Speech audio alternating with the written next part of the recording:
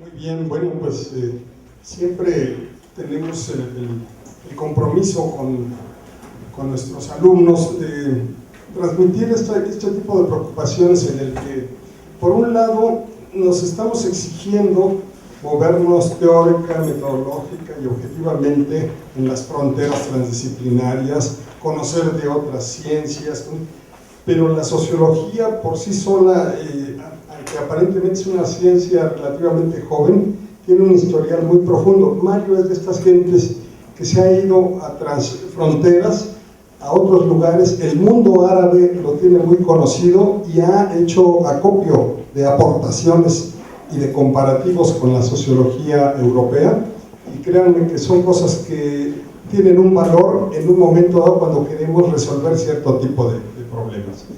Bueno, pues me toca a mí, y le agradezco a Mario, y en un momento dado llamaremos a los ponentes para que hagamos una discusión plena. Me toca a mí cerrar con una ponencia que preparé. Pareciera que esta ponencia fuera más de interés para los alumnos de comunicación social. Sin embargo, he tomado, así como otros sociólogos de repente toman algún indicador por ahí, me acuerdo del gran maestro Emilio Durkheim cuando hace un estudio sobre el suicidio, y uno de aficionado a la sociología, bueno, pues ¿por qué se habrá metido este autor en el tema del suicidio? ¿Qué tiene que ver con eso? Sin embargo, cuando uno empieza a analizar la estructura de la obra, el objetivo, el contexto en que se da, le encuentra uno una fundamentación y una importancia para la fundación de la ciencia de la sociología. En este tiempo que estamos, hablábamos junto con los compañeros que nos antecedieron sobre el tema de la violencia. Bueno, pues yo no estoy muy seguro si a todos nos gusta la violencia. Creo que hay personas que nos estresamos frente a actos violentos, pero lo que sí es cierto es que estamos viviendo en una estructura social avanzada en donde hay mucha permisibilidad para la expresión de acciones y conductas violentas. Particularmente el caso de los periodistas en estos tiempos nos debe despertar interés, porque nos está mandando una luz roja sobre el nivel de descomposición y de violencia que tenemos territorializada en distintas regiones del país, y que los sociólogos tendríamos que irnos preocupando por estar atentos a los porqués y los cómo se han venido dando estos procesos. Hace 50 años, hace medio siglo, a quienes mataban y a quienes perseguían y a quienes encarcelaban, y casi siempre desde el Estado o desde los guardias blancas de los terratenientes y los capitalistas salvajes, pues eran a los sociólogos, a los politólogos que andaban por ahí en la sierra organizando la guerrilla para hacer la revolución. Pero en estos tiempos eso está en la historia. Sí hay gente, desde luego, que está metida en la radicalidad teórica, pero no les ocurre lo que le ocurre a estos trabajadores cotidianos que salen a buscar información. Muchos de ellos ni siquiera pasaron por la universidad, por la escuela de comunicación o de periodismo, sino que son gentes que se hicieron en la práctica sacando fotos, levantando reportajes, haciendo entrevistas de momento y contratándose en pequeñas revistas, en estaciones de radio o en estaciones locales de televisión. Incluso las grandes cadenas nacionales han pagado cuotas con periodistas que han sido asesinados, que han sido desaparecidos. Hoy en la mañana, una nota más, otro periodista desaparecido. Entonces, el mensaje de esta ponencia solamente es de que debemos poner atención los sociólogos a este medio de violencia. La violencia está en nuestras casas, está en el bullying en las escuelas, está por todos lados, está en las relaciones de pareja, de novios, de familias que llevan 40, 50 años de casados, y la violencia simbólica a través del lenguaje o física está presente en todos lados, hacia los niños, hacia los adultos, etc. Entonces, particularmente con los periodistas tenemos una historia. Yo estuve a principio de año haciendo una estancia entre Francia y España, y las circunstancias me obligaron a realizar un trabajo sobre esto, porque el interés que hay en Europa sobre la Ciudad de México lamentablemente es por las noticias rojas. Y preparé este trabajo ahí, y ahora lo presento con ustedes muy rápidamente. Tenemos una introducción, unas preguntas obligadas, unas hipótesis que se van presentando en el trabajo, analizamos el contexto nacional y los escenarios del periodismo en México y cómo se ha territorializado el fenómeno de las desapariciones y de la violencia en determinados puntos, principalmente vinculados con el narcotráfico por las rutas de producción y de circulación del producto. Ya en 2011 la Organización de Reporteros Sin Fronteras reportó 97 asesinatos de periodistas en el mundo, y México aparecía en el segundo lugar apenas después de Pakistán, que estaba en invasión, guerra, etc. Y tenemos algunas fotos ahí que ustedes pueden estar observando, que dan testimonio a propósito de fotografías periodísticas de este gremio que se dedica a las situaciones de mayor riesgo. Y el tema lo vinculamos con una sociedad que lleva 30, 40 años en transición democrática, y que a partir de las gestiones de Fox y de Calderón, que han presentado una supuesta voluntad por resolver el problema, quizá faltos de un conocimiento teórico y profundo de cómo opera el tema de la violencia en México, pues han echado al ejército a la calle. Yo he visto documentos donde, lo primero que dicen, el ejército no tiene una formación policíaca, el ejército tiene una formación para la guerra. Son oficios diferentes, ¿no? Como dicen, una cosa es ser borracho y otra cosa es ser cantinero.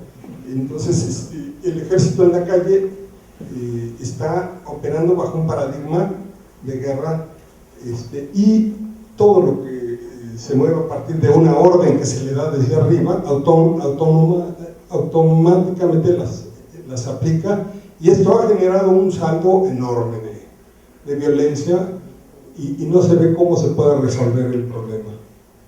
Preguntas obligadas que no vamos a resolver aquí, simplemente las dejamos en el aire porque hay que seguir haciendo investigación sobre estos temas. Porque a pesar de poner en riesgo su vida, algunos periodistas siguen trabajando el tema. Eso es muy simplón en términos de pregunta, pero tendríamos que ver qué obedece, qué hace que finalmente haya jóvenes y no tan jóvenes que salen a la calle y que van a los puntos de riesgo y son capaces de publicar informes que los ponen en absoluto riesgo. ¿En qué grado el crimen organizado ha penetrado las estructuras del Estado en su favor? Todos tenemos algunas hipótesis, y en el imaginario pululan muchas ideas acerca de por qué.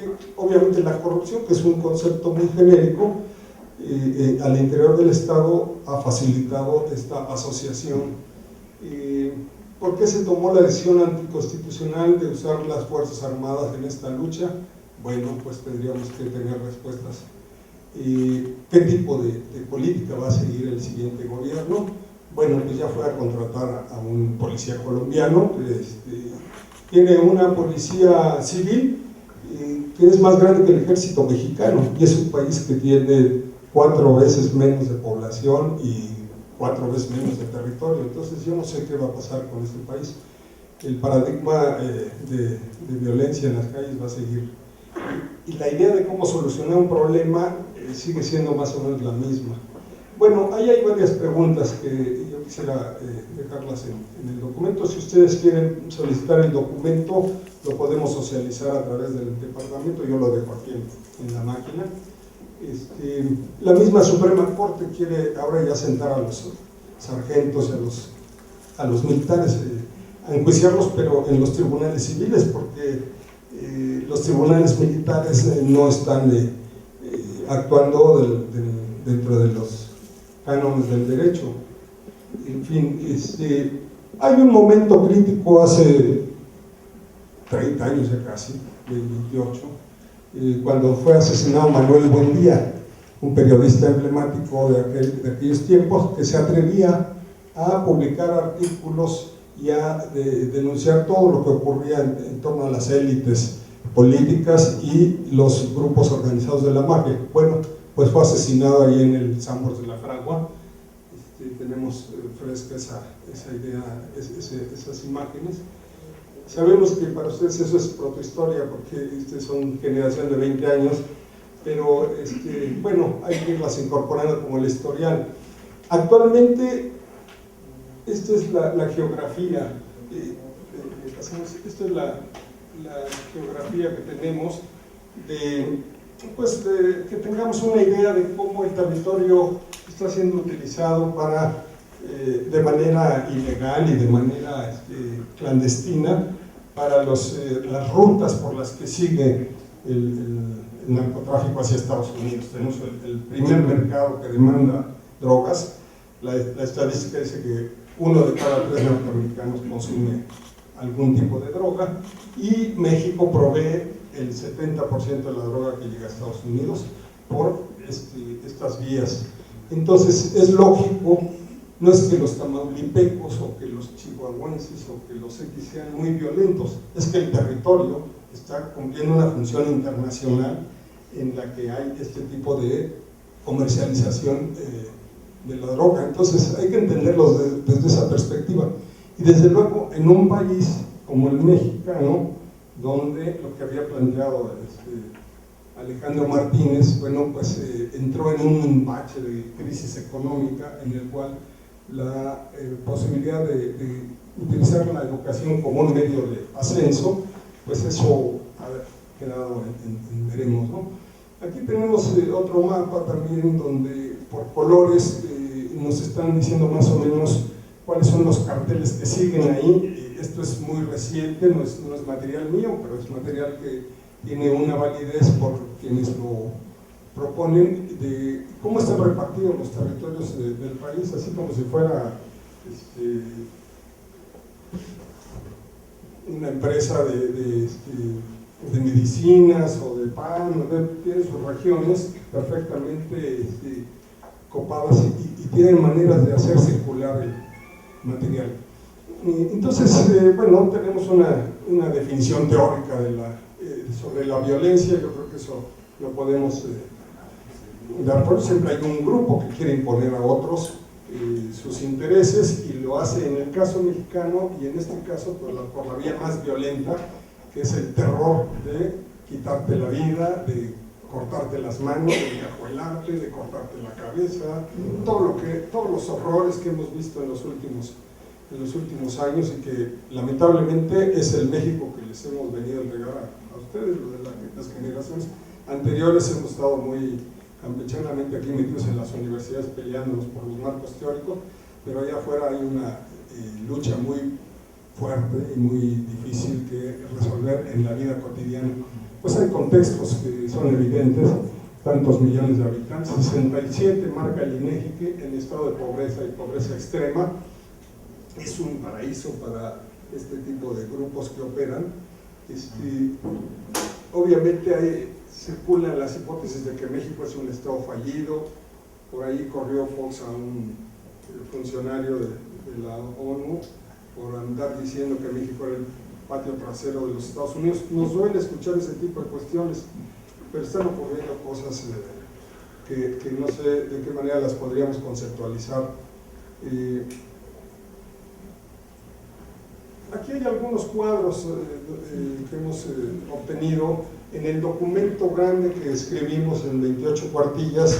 También lo voy a dejar, porque vienen todas las fuentes y a mayor detalle este tipo de cuestiones. La percepción sobre la corrupción que tiene el mundo sobre los países en términos de corrupción, pues ahí aparece México en el número 100, ¿no?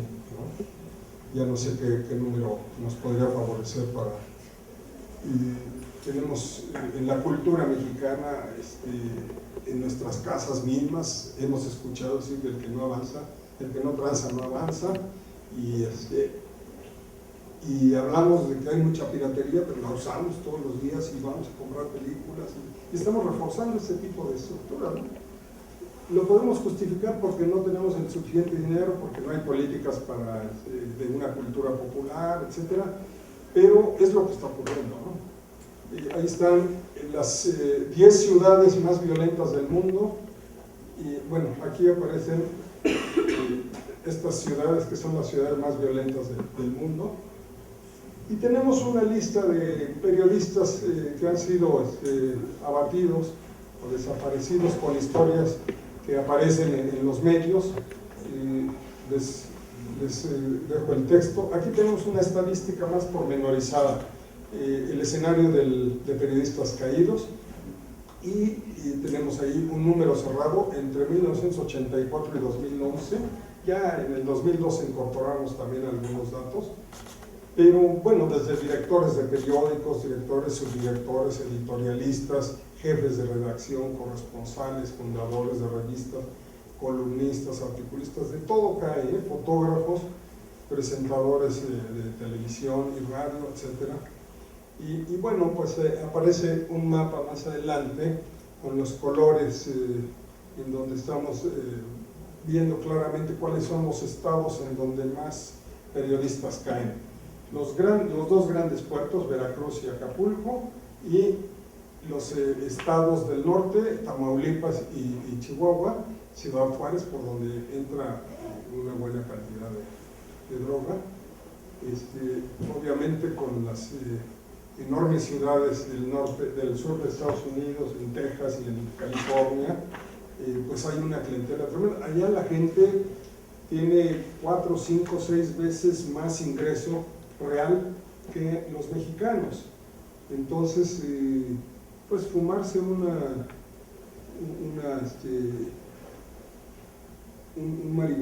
marihuanita o comprar sus pastillitos, sus polvitos, sus cositas, pues no es algo que les aqueje mucho en su economía, lo pagan en dólares y todo, pero para los narcotraficantes mexicanos, pues eso es. Hay muchos temas vinculados al tema del narcotráfico, pero lo cierto es que el periodista, que no los sociólogos, ni los politólogos, ni los antropólogos, están llevando la peor factura, están trabajando bajo condiciones muy complicadas, y bueno, ahí tenemos algunas simples reflexiones.